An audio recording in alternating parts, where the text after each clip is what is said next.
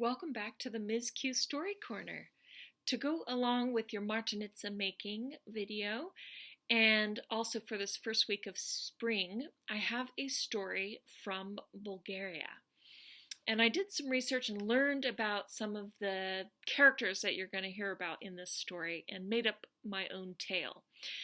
Now, the main figures that you're going to hear about in this story are Baba Marta, which is another way of saying Grandmother March. Ooh, and we're in the month of March when this is being filmed. And we're going to hear about Pieter Peter, who is a funny, trickstery character from Bulgaria that stars in a lot of their folk tales. So you're going to learn a lot about them through the story.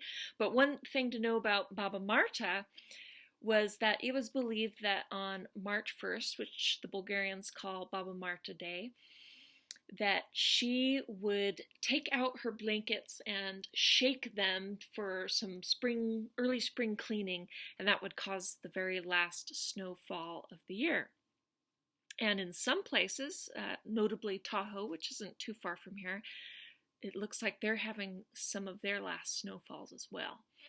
So let's hear the story of Pieter Peter and Baba Marta.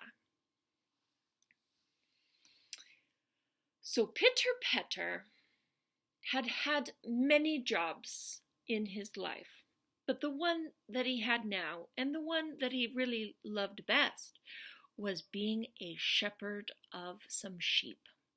And what he loved about being a shepherd with some sheep was mostly when the weather was good and warm and his sheep could just graze in the grass and he could play music and daydream and have that sort of life. That was his idea of paradise while working.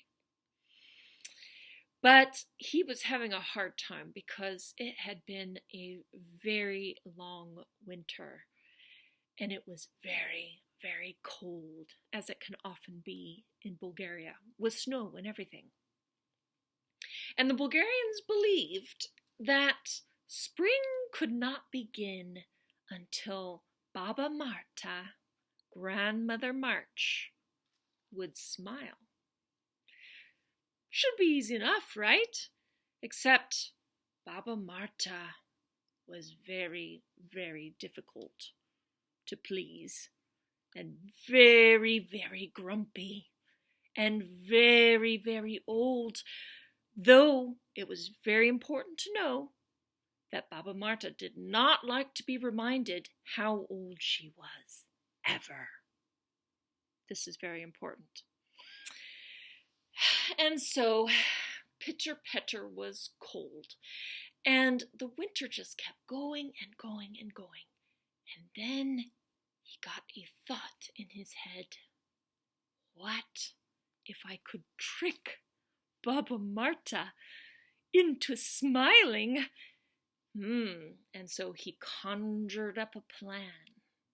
So one day he took his sheep and began to walk up the mountain to the house where Baba Marta lived.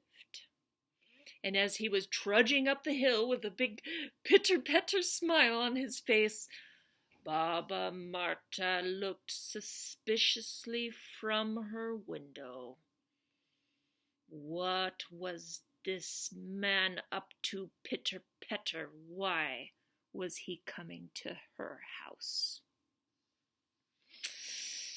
So Pieter Peter approached and knocked on the door, and Baba Marta opened it.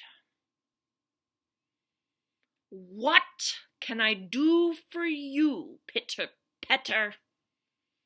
Baba Marta, is that how you treat a guest in your home? I am cold. I have been working so hard with the sheep out here. Is this the best hospitality you can show me? Now, in case you don't know this, the Bulgarians must be very, very good hosts. They need to treat anyone who visits with kindness. And so, Baba Marta grudgingly let him in.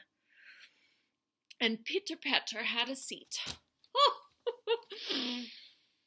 Baba Marta, what is that smell coming from your oven?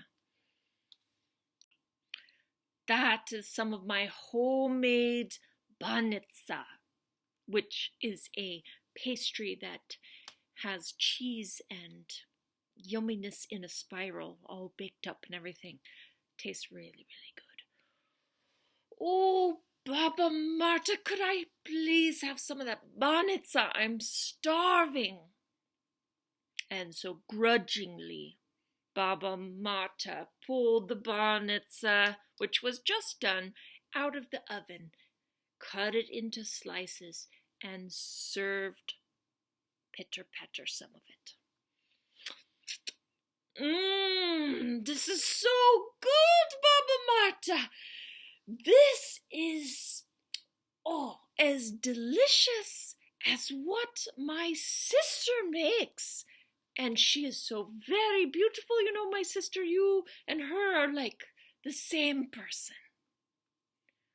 Now, Baba Marta sort of liked what Pieter Peter just said, and her deep frown went just a little bit up. And Pieter Peter knew that he was making some progress.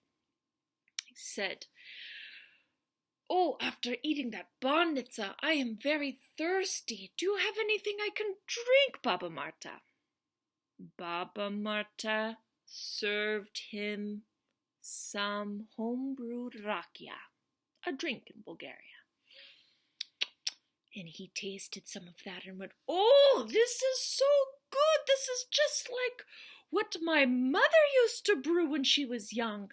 And she was a wonderful woman, my mother. You and her are like the same person."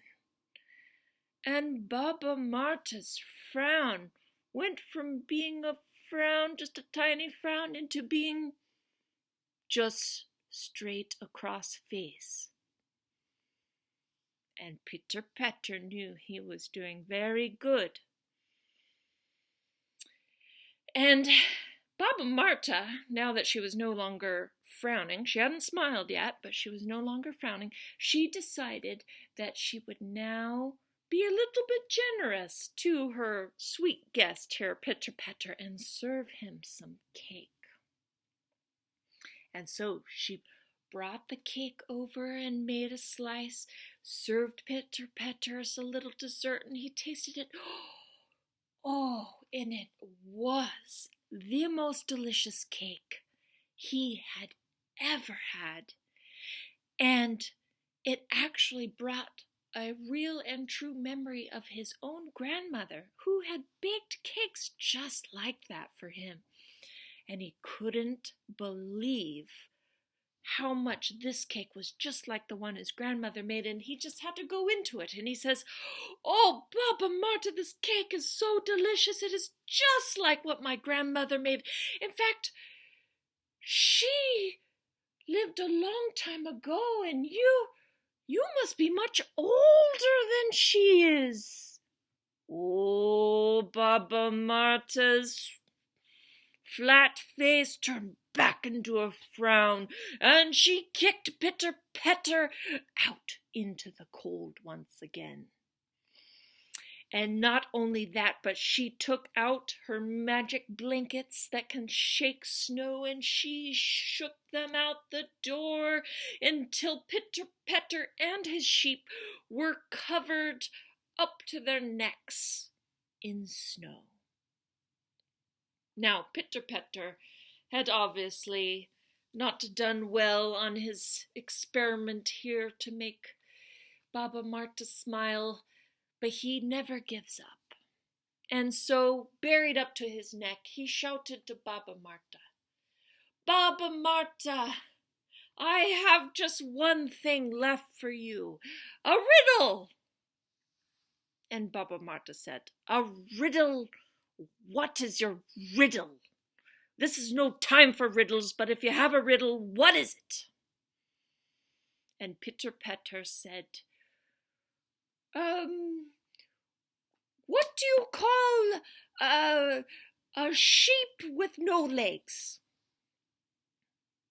And Baba Marta, she didn't care too much for this riddle, but it started to nag at her. She really needed to know the answer. What do you call a sheep with no legs? What do you call a sheep with no legs? What? Said Baba Marta. And Pieter Peter said, clouds. And sure enough, when both Pieter Peter and Baba Marta and the sheep all looked up into the sky and saw the clouds, they looked exactly like sheep with no legs. And then a magical thing happened. As they were looking at the clouds, the sun suddenly began to shine out from the clouds. And believe it or not, but when Pieter Peter looked back at Baba Marta's face, she was smiling.